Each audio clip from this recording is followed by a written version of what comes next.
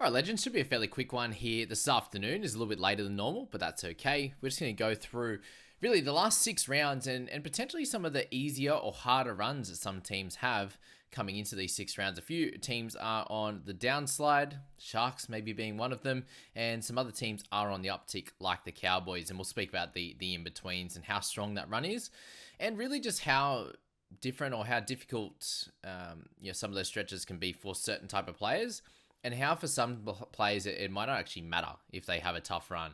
You could be looking at a middle forward. We might be looking at Ruben Garrick, who's someone I'm interested in popping into my side, and we'll have a look at his schedule and go from there. So obviously now round 21 is done. It's in the books, and it's just from the Warriors down. So Warriors, Dogs, Eels, Cowboys, Broncos, and Bunnies have a bye remaining. And if you were looking to bring one of those guys into your side this week from those teams, then I think you probably only want one in total, so 0 coming into this week. So if you are looking at grabbing Cam Murray coming into this one, then you probably don't want any further Rabbitohs, or you'd be not looking to get any further Rabbitohs into your side from this position. If you're looking to get a Payne Haas in your side, that would be the same thing, and I'd advise against grabbing him if you already have one of those guys. And similar to that for the Eels, I have 4 currently, and I'm potentially looking at removing one of them in Mitch Moses this week, just so I can be a little bit more prepared for that round 27. Obviously, using a trade means that you don't have that trade in that last round, but I suppose the risk there is, do you set up for that round 27 now, but use a large amount of your trades remaining, so you're set up and potentially scoring better over these next few weeks? That would be the reason why you would look to make that trade now, and then you would be set up a little bit better for round 27 as well. But that does, there's obviously contingency there is the injuries, and do they come up?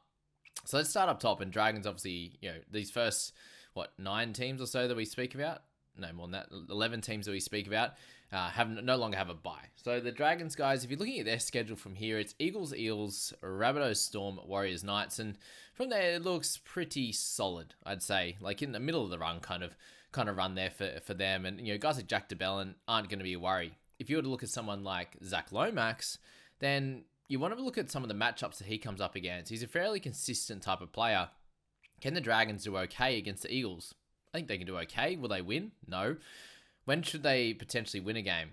That's the question here. And if they're losing, how many tries are they going to be scoring? Is he going to be getting goal kicks? Is he going to be able to dominate his matchup? Is probably more the question that you're looking at with Lomax. And you're looking at the Eagles' edge of Brad Parker, the great. And is he going to be able to match Zach Lomax? Is Bailey Simonson going to match with Lomax? How's Isaiah Tass going to go? You just had Katoni Staggs at 91 against Tass. So you look at that and you go, okay, Lomax is probably a decent pickup. Obviously a little bit over a 600k mark there. They're probably the only 2 in that side that you want to be looking at. There's some cheapies out there, and Billy Burns, when I say cheapies, in the 400s, scoring solidly, and you don't really want to look at anyone else. So the Eagles there, we've got Garrick, as I said.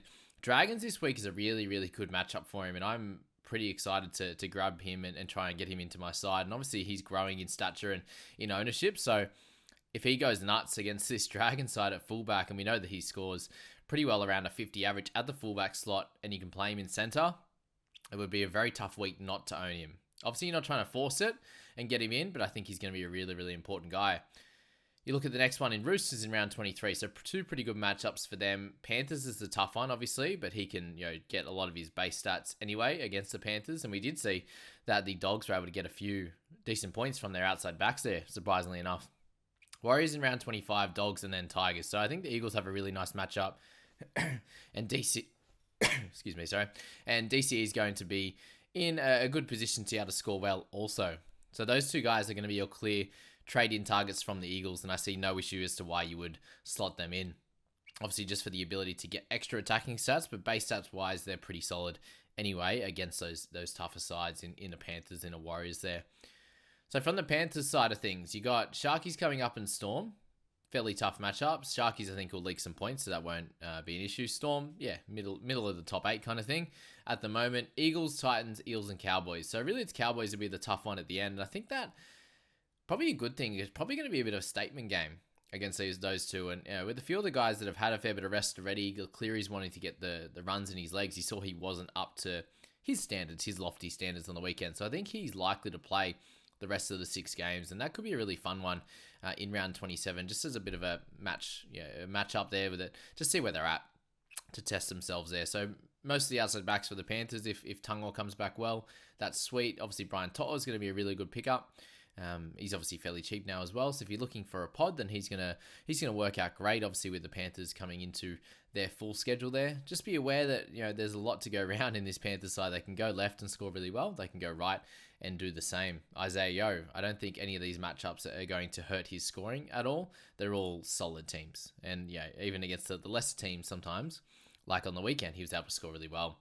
Roosters are the next one on the list. So Broncos, Eagles, Dolphins, Eels, Tigers, Rabbitohs. So again, probably a little bit of a tough one this week, but then from there, it's nothing too crazy for them. So if you are looking at a Tedesco, this may be a little tougher week.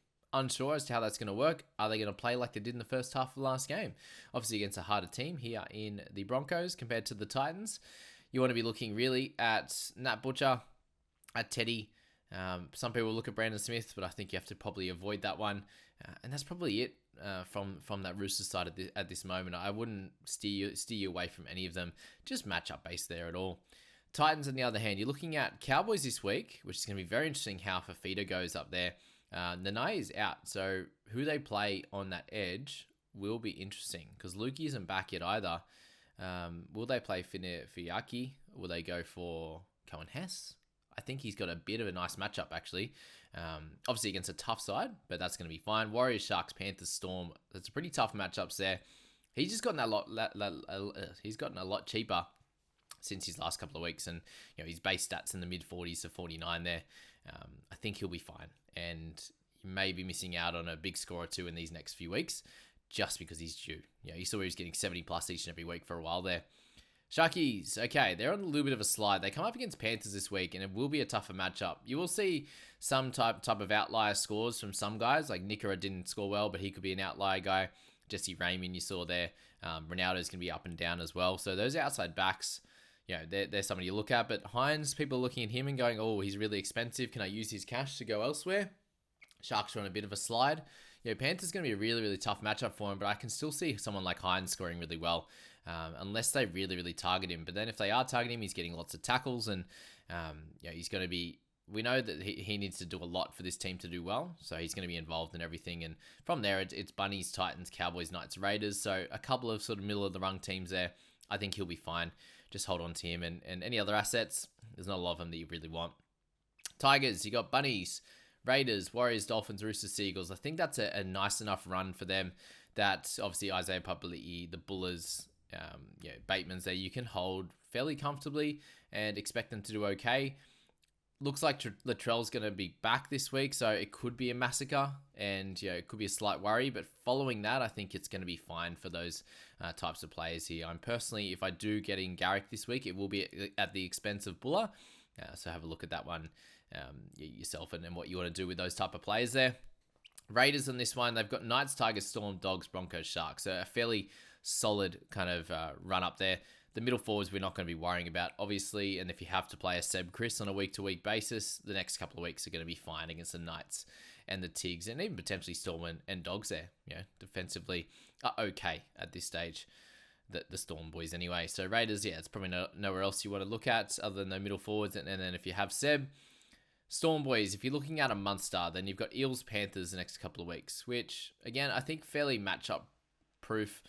Munster is. He can go big against the best teams. He can bully the lesser teams. And then you'll have games where he doesn't really do too much. And either way, missed tackles and the like for him. So he'll be fine. Harry Grant, pretty much owned by everyone. So they're the only two guys I really think you should be looking at in the Storm system. For the Knights there, Raiders, Dolphins, Dogs. So that's a bit of a nicer matchups for them. Most people have Ponga. If you're looking at Greg Marzoo, then that run up there is not so bad at all. Obviously, Rabbitohs, Sharks, Dragons. So they finished with a couple of nicer ones defensively in Sharks and Dragons.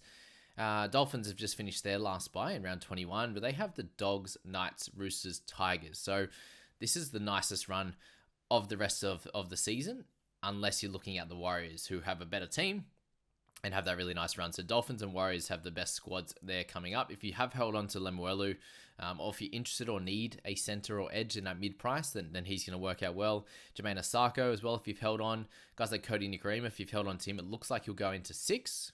most likely, which will be fun. Guys like Camiso, a few people have asked me about. He's definitely someone you could look at if you want to. They're not going to be the worst kind of finishing type of player heading into this final 6 rounds, which is cool. Warriors have the bye this week, but obviously following that, Titans, Tigers, Seagulls, Dragons, Dolphins. So very, very nice there. Any outside backs from that squad, even like a Jackson Ford, Metcalf, these kind of guys could be held if you really want to. If you're happy to move them on and you have players you think you can 50 plus anyway, then that works too. Bulldogs, they played this week against the Dolphins, so any of those guys like Preston you can hold, but I understand moving him on, given he's coming off sickness. He missed last week and they have a bye the following round in 23. I think majority of the Bulldogs assets, other than Kiraz, are looking to be close to a sell, to be honest with you there. If you've got one of them, it's just Preston. If you've got one of Kiraz, I think you just hold on to him. If you've got Skelton, you hold on to him, but likely that he loses his spot to Addo-Carr there. Eels, you've got pretty tough run, to be honest with you. Storm, Dragons in round 23 is going to be nice. I really think that. Moses, if I'm looking to hold him, he's going to go great there. Broncos and Panthers, along with Roosters in between there, sandwiched before their bye in the last one. So if any of those guys that you have, you could definitely hold them, I'd say the next 2 weeks, and then you could look to maybe move 1 or 2 of them on when you get towards that Broncos matchup. They don't have the easiest of schedules there for sure. Cowboys, on the other hand, Titans and Broncos, so okay there. Sharks, Dolphins, and Panthers after their bye. So some tough-ish matchups there, obviously, having the Broncos and the Panthers along with the Sharks in there as well. But for them, at the moment, they're all just playing great. And, Drinkwater is our main one. Robson's probably the worry there with how well Cowboys are playing. He's just playing the more distributor role that Damien Cook did a couple of years ago and when he struggled. So that's that. Broncos and Rabbitohs both have a bye to come, but Roosters, Cowboys, Eels for Broncos, middle of the rung, not too bad. For the Bunnies, it's Tigers, Sharks, Dragons, Knights. So they have a really nice run and could be a reason why you might look to try and snag a Latrell Mitchell in this week. If you want to go a Cam Murray, if you want to go for Campbell Graham, Cody Walker, and just have a little bit of a 4-week play with them. A bye in the last one, in the second last one before the Roosters in the last one there, could prove pretty important. If you can get a team like the Bunnies who are outside the 8 right now and need to go on a bit of a run, they could do a really good job for you coming into that week. So that's all the 17 teams, guys, and where they're at, and probably obviously a bunch of the targets to be looking at. We kind of know everyone we want at this point, at the high range, at the potentially the cheap range as well. And it's just how that fits your side and how many trades you have remaining and what you're going, how many you're going to use this week and how many you're going to save. Wish you all the best of luck coming into Team List in about an hour by the time this posts, and we'll see you in that video there, where I'll live react this week, I swear.